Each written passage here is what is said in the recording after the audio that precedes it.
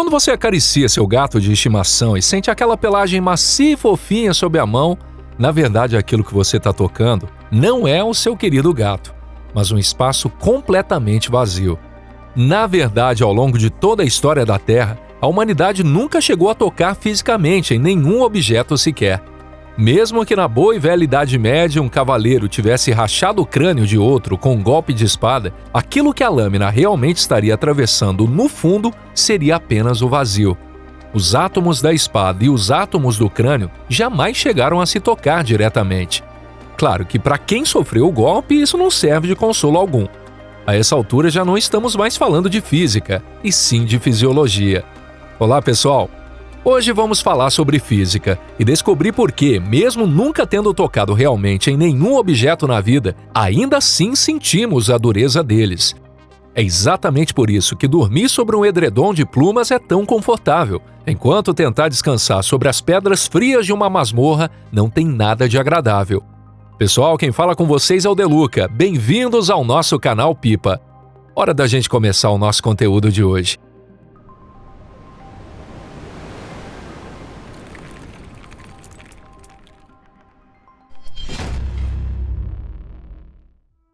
A dureza sem átomos duros. No nosso dia a dia, aceitamos a sensação de dureza como algo completamente natural. Conseguimos distinguir facilmente o que é duro e o que é macio, e também sabemos quase automaticamente que tipo de sensação teremos ao tocar uma mesa, o chão ou um travesseiro, mas raramente paramos para pensar por que sentimos isso. Quando tocamos algo com a mão e a superfície do objeto oferece resistência, nós naturalmente interpretamos isso como sendo dureza. No entanto, no mundo dos átomos, essa forma de pensar simplesmente deixa de funcionar. Os átomos não são pequenas esferas sólidas e rígidas como costumam ser desenhados. Um átomo é composto por um núcleo no centro e por uma nuvem de elétrons ao seu redor. E a distância entre essa nuvem de elétrons e o núcleo chega a ser de 100.000 vezes maior do que o próprio tamanho do núcleo. Existe uma comparação bastante usada. Se ampliássemos o núcleo de um átomo até o tamanho de uma maçã, a nuvem de elétrons estaria a cerca de 10 km de distância. Por isso, quando aproximamos a mão de um objeto, não são os núcleos dos átomos da mão e do objeto que começam a interagir. Na verdade, os núcleos permanecem extremamente distantes uns dos outros. O que realmente interage são as nuvens de elétrons. Mas então, afinal, o que exatamente é essa nuvem de elétrons? Não se trata de pequenas partículas girando em círculos ao redor do núcleo. A nuvem de elétrons é algo muito mais difícil de captar ou definir. Dentro do átomo, os elétrons existem espalhados pelo espaço como uma espécie de onda difusa. Em outras palavras, quando dois objetos se aproximam, o que acontece é que as ondas dos elétrons começam a se sobrepor e a interferir umas nas outras. E é justamente aqui que surge a grande pergunta: onde exatamente está a tal dureza? Talvez você imagine que se empurrássemos com força suficiente, poderíamos esmagar a nuvem de elétrons e fazer os núcleos entrarem em contato. Em teoria, isso é de fato possível. Mas na prática, para conseguir algo assim seria necessário aplicar forças colossais, da ordem de dezenas de bilhões ou até centenas de bilhões de toneladas. Para que isso aconteça, seria preciso criar um ambiente de pressão extrema, como o interior de uma estrela, onde ocorrem reações de fusão nuclear. Infelizmente, se você tentasse algo assim, você mesmo evaporaria em um instante. O pequeno consolo é que o seu fim seria literalmente brilhante. Então, quando sentimos que dois objetos se tocaram, o que realmente está acontecendo naquele momento? Culpa de Coulomb, mas não só dele. Se o átomo não tem um limite claramente definido, então o que exatamente queremos dizer quando falamos da superfície de um objeto? Evidentemente, isso não é a borda do átomo, nem a membrana rígida separando a matéria do espaço. Em termos físicos, a superfície é a região em que, à medida que dois objetos se aproximam, a energia de interação entre eles aumenta de forma abrupta. Isso não é uma linha, nem um plano. Se fôssemos definir de alguma forma, seria algo como uma região do espaço em que comprimir mais se torna extremamente difícil. Quando a mão se aproxima da mesa, não acontece nenhuma colisão direta entre os átomos. Em vez disso, os estados eletrônicos dos dois objetos começam a mudar, e cada nova tentativa de aproximação passa a exigir mais energia.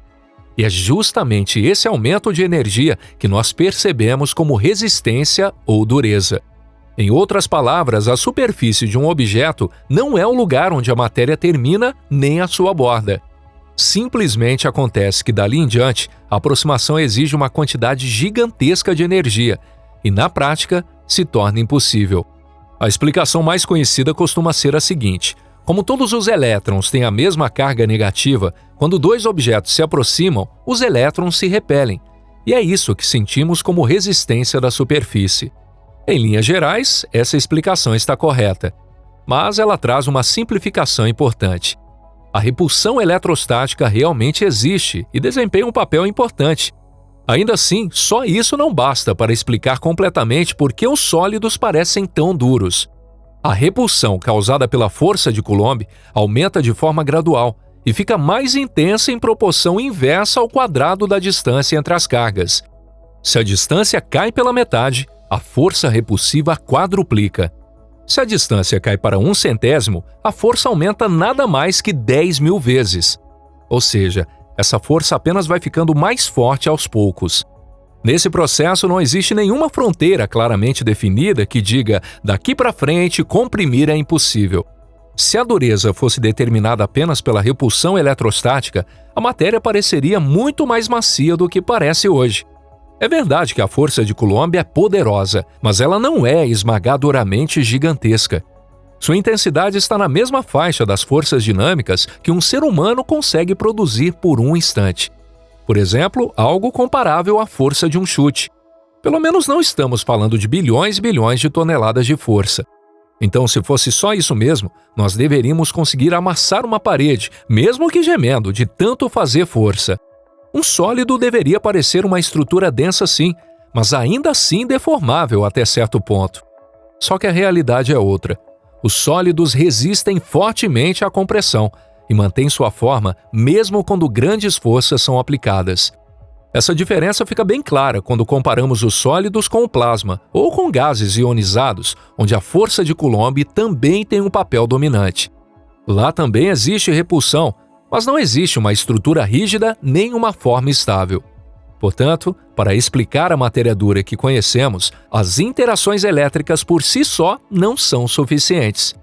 Isso significa que quando dois objetos se aproximam, existe mais um mecanismo fundamental que impõe restrições severas aos estados dos elétrons.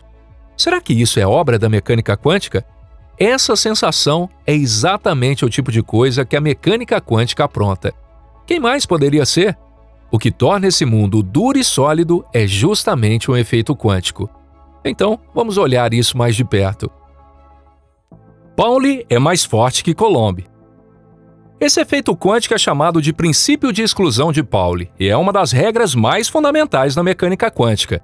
Da forma mais simples possível, ele afirma que dois elétrons não podem existir ao mesmo tempo no mesmo estado quântico. O ponto importante aqui é que isso não se limita apenas a átomos ou a órbitas dos elétrons. Um estado quântico é o conjunto de todas as características que um elétron possui, como energia, spin e a distribuição espacial de sua função de onda. Esse princípio atua sempre, sem nenhuma exceção. Não importa se os elétrons pertencem ao mesmo átomo ou a átomos diferentes. No mundo da mecânica quântica, elétrons não têm passaportes com o nome do dono. Se as funções de onda dos elétrons se sobrepõem, todos eles passam a obedecer às mesmas restrições. Quando dois objetos se aproximam, suas nuvens de elétrons começam a se sobrepor. Nesse instante, surge uma situação em que alguns elétrons tentam compartilhar o mesmo estado quântico. Mas o princípio de exclusão de Pauli simplesmente não permite isso. Para manter a distribuição de estados permitidos, todo o sistema muda rapidamente sua estrutura e eleva bruscamente sua energia. E de onde vem essa energia? Ela vem exatamente de nós mesmos. Mais precisamente, ela é fornecida por quem está tentando esmagar a matéria e forçar estados quânticos que não são permitidos. Em outras palavras, quanto mais empurramos, mais a matéria resiste. Essa resistência é justamente aquilo que percebemos como dureza. Isso já não é mais uma repulsão que cresce suavemente, como acontece com a força de Coulomb. Trata-se de uma restrição extremamente severa, que limita de uma vez só os estados que o sistema pode assumir. Aproximar ainda mais se torna energeticamente extremamente desfavorável, ou melhor, quanticamente proibido. É por isso que a propriedade que chamamos de dureza pode ser vista como um presente do mundo quântico para nós. O mundo quântico simplesmente não permite que os estados dos elétrons se sobreponham. Sem esse princípio, não existiriam nem a dureza inabalável do diamante, nem a firmeza das rochas, nem mesmo a solidez lisa do gelo. No fim das contas, aquilo que sentimos como resistência é uma reação de rejeição que surge porque a matéria não pode assumir certas configurações. A combinação entre as interações eletrostáticas e o princípio de exclusão de Pauli é justamente o que cria dureza. Uma barreira estável e quase impossível de atravessar, formada mesmo sem que os átomos cheguem a se tocar diretamente. A suavidade seria a morte do universo. Não gosta de viver no mundo duro? Preferiria que tudo fosse mais macio? Bem, a verdade é que a dureza nem sempre é algo bom. Então vamos fazer um teste mental. O que aconteceria se removêssemos o princípio de exclusão de Pauli? Mantemos todas as outras condições exatamente iguais. Não mudamos a carga dos elétrons, nem as forças eletromagnéticas, nem as leis do movimento. A única coisa que muda é que os elétrons não precisam mais ocupar estados quânticos diferentes. Nesse caso, os elétrons passariam a se comportar como partículas que podem se acumular indefinidamente no mesmo estado. E só isso já transformaria completamente a aparência do mundo. Nos átomos normais, os elétrons se distribuem em diferentes níveis de energia porque o princípio de Pauli impede que todos caiam no mesmo estado de energia mínima. Quanto mais elétrons entram, mais eles são empurrados para níveis de energia mais altos, e é isso que determina o tamanho do átomo, sua estrutura e suas propriedades químicas. Se essa restrição desaparecesse, já não haveria motivo para separar níveis de energia. Todos os elétrons do átomo se reuniriam de uma vez no estado de menor energia e se concentrariam bem próximos do núcleo. Nesse cenário, os átomos como os conhecemos simplesmente deixariam de existir. Isso significaria o fim da própria física atômica. A tabela periódica de Mendeleev perderia o sentido e as diferenças químicas entre os elementos praticamente desapareceriam. Ligações químicas, moléculas e até mesmo substâncias com propriedades distintas deixariam de existir. A matéria perderia sua estrutura desde o nível mais fundamental, mas as consequências não parariam por aí. O princípio de Pauli também desempenha um papel extremamente importante na astrofísica. Sem ele, não existiria a chamada pressão de degeneração dos elétrons, que ajuda a equilibrar a gravidade no interior de estrelas muito densas. As estrelas não conseguiriam manter uma forma estável e sua própria existência se tornaria impossível. Em um universo sem o princípio de Pauli, não existiriam átomos estáveis, nem estrelas como as que conhecemos, nem estruturas duradouras capazes de evoluir. O universo teria colapsado em um estado primordial extremamente denso, ou então teria se expandido como um amontoado caótico de partículas sem ordem nem estrutura. Em outras palavras, o princípio de exclusão de Pauli é um dos mecanismos fundamentais que tornam possível a existência de um universo complexo. Sem esse princípio, não existiriam a matéria que conhecemos, nem a química, nem as estrelas, nem sequer um ambiente onde observadores pudessem surgir. Ou seja, o nosso mundo ou é duro ou simplesmente não existe. Não parece a conclusão absoluta que se aplica a tudo? Se você gostou do vídeo de hoje, deixe a sua avaliação e compartilhe com seus amigos. E muito obrigado por assistir até o final. E a gente se vê na próxima aqui no canal Pipa. Até lá!